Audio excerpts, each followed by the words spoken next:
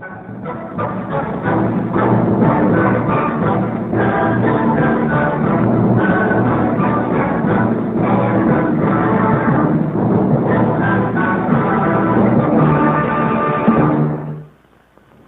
day last November, the 22nd, when John Kennedy was murdered in Dallas, Texas. Today, there was published the official American report into the tragedy. I hold it here, the Warren Report, named after its chairman, the Chief Justice of the United States, Earl Warren. A huge, painstaking, and quite remarkable investigation.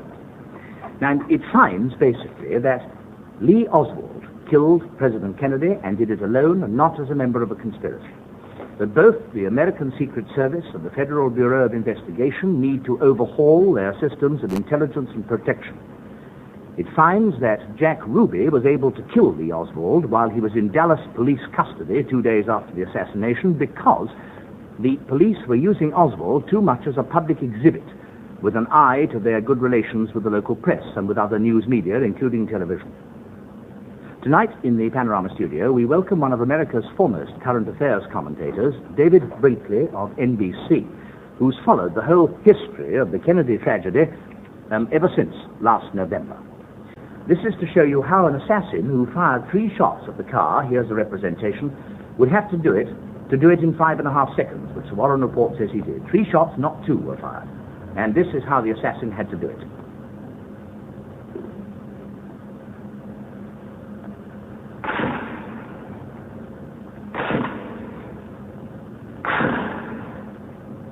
Now, Brinkley, that would appear to establish the fact in the Warren Report that only one man was the assassin. Why do you think there have been so many stories about other people shooting from other directions? Well, I think there have been 2 reasons. One was that a fragment of a bullet was found lying in the back of the car in such a way as to indicate it had been fired from another direction.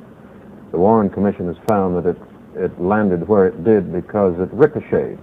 The other reason is that the extreme left wing in the United States was most unhappy to find the murderer was one of them, and so some of its members have been painfully trying for about a year now to establish that Oswald was not the man, but in my opinion it failed. Yes. And certainly agreed. One man only did this, and yes. This was the man. Yes. Well, now let's move on in time and go to the arrest of Oswald, his holding by the Dallas police, who, after the thing had happened, appeared to have acted very efficiently and quickly, I thought. Mm-hmm. And they, the Dallas police, had got the man in custody. They got him, in about an hour, I think, from the time that he actually shot. Mm-hmm. Tracked him through to his house, where he changed his clothes, into a cinema, where, in fact, he was finally arrested, having also shot a patrolman on the way when he was in his car. Right. So in some ways, no doubt, he had given his track away. Mm-hmm. Secret Service as well, it's agreed, I think, also acted with bravery, courage, skill, and with speed once the thing had happened. But after the shooting. After the shooting, which is, of course, not the important time. Then we have the moment, and here it is, when Jack Ruby shot Lee Oswald in Dallas custody. There is Lee. He's been shot. He's been shot. Lee Oswald has been shot. There's the man with a gun. It's absolute panic. Absolute panic here in the basement of Dallas Police Headquarters. Detectives have their guns drawn. Oswald has been shot. There is no question about it. Oswald has been shot. Pandemonium has broken loose here in the basement of Dallas Police Headquarters.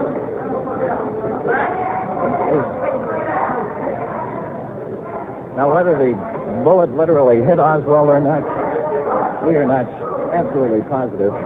But it is almost unbelievable. It's almost unbelievable. This is the back end of the end. If you can get back. If you can get back. As far as I know, no. Well, do you have the man who fired? We have a man. Yes. I didn't hear you. It's Oswald again. He is now lying very pale. And Oswald was dead, or very soon afterwards died, but the doctors were looking after him. Now, you heard the commentator at that very dramatic moment, with television, cameramen, reporters, the whole world was in there. Talk about pandemonium. Now, why was it that this man, when held in custody, was being held as though in the middle of a crowd of 1,000 people by the Dallas police? They seem to have revealed everything all the time. Well, I think the Dallas police were rather proud of having caught him so quickly. Another thing was that the president, having been shot on their doorstep, they were under the most unbelievable pressure. The thing to remember is that Dallas, though it is a rich, glittering, sizable city, is in many ways still a frontier town. And many of the niceties that we are accustomed to, say, in Britain and in New York and in the eastern United States, are sometimes neglected. And particularly in these circumstances of utmost extremis, the police were excited, they were afraid, they were being watched by the entire world, and they were under the most terrible pressure by the press and by the television.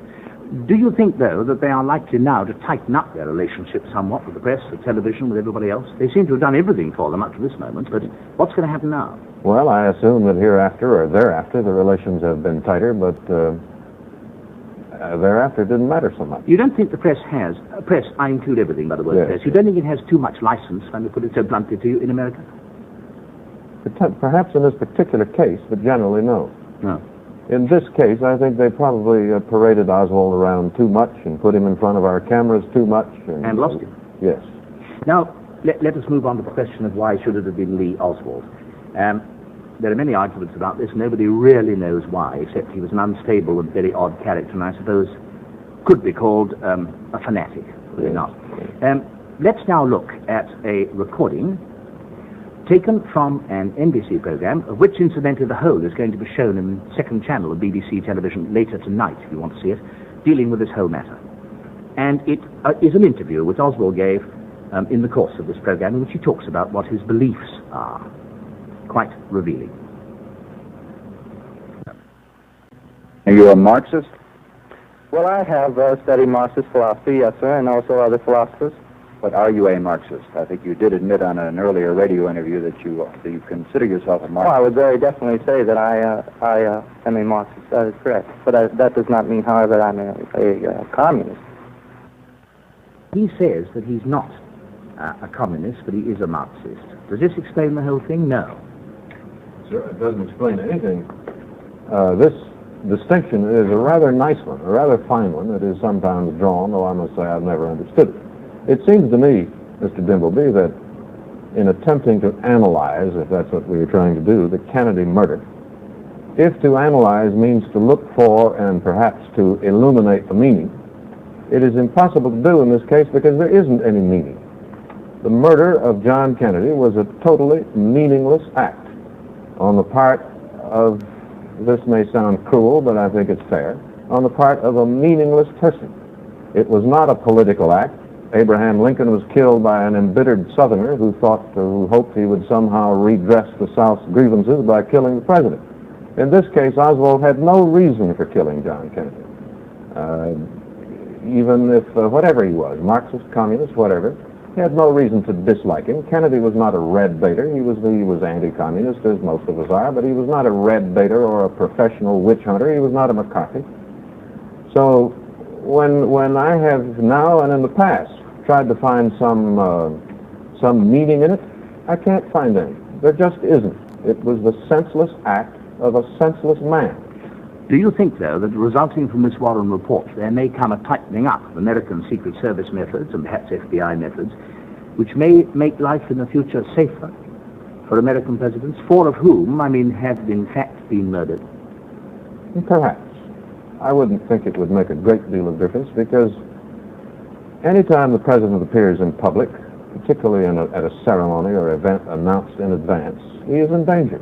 Anytime he's exposed to a crowd, he's in danger. You cannot protect him completely unless you move him around the country inside an iron tank. As indeed the Warren report said, behind plate glass all his life, or bulletproof glass. Yes, nevertheless, you can tighten up all your available agencies. Well, you certainly can solve the problem that existed in this case. The FBI knew Oswald was a mentally unhealthy man. It knew he was in Dallas, but it did not tell the Secret Service. No, and there's the flaw. Yes. David Brinkley, thank you very much for helping us tonight. Thank you, sir. Now, a question arises, which we may look at perhaps ourselves domestically. Have we anything to learn from this? Famous people, leaders of heads of states, are traveling all over the world all the time. General de Gaulle, at this moment in South America, frightening his own security guards to death. The possibility, rumored, that Mr. Khrushchev may be coming to this country next year, the problems that will arise there. And, if you like to look more closely ahead, Her Majesty the Queen going next week to Canada. Problems of protection and safety arising all the time. Sitting on my right hand is a man who for many years was in MI5 and was also the head of the special branch of Scotland Yard. He was then Police Commander Leonard Burt, now retired, and Mr. Burt. Do you think, really, that we have got, in this country, much to learn from what happened to President Kennedy and from this report? No, I think not. Tell me why not. Well, I don't think it would be possible for such a person to be known to 3 different agencies without the special branch knowing. If I understand the report correctly, 3 different organizations knew of the existence of a potential assassin. And the special branch would have known that. And they would have taken certain precautions. The man would never have been allowed to occupy a window whilst the procession was going along. And moreover, he could easily have been put under surveillance the whole time. You would think, from what you've read of this, that the agencies over there had enough information to warrant having followed Burt, kept an eye on Oswald before this came happened. Yes, of course. Should never be allowed to occupy a window alone.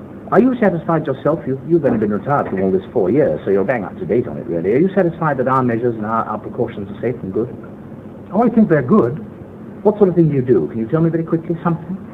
Oh, yes, on a formal procession, we make inquiries of all windows overlooking the route and hold the person, the tenants or the landlord responsible.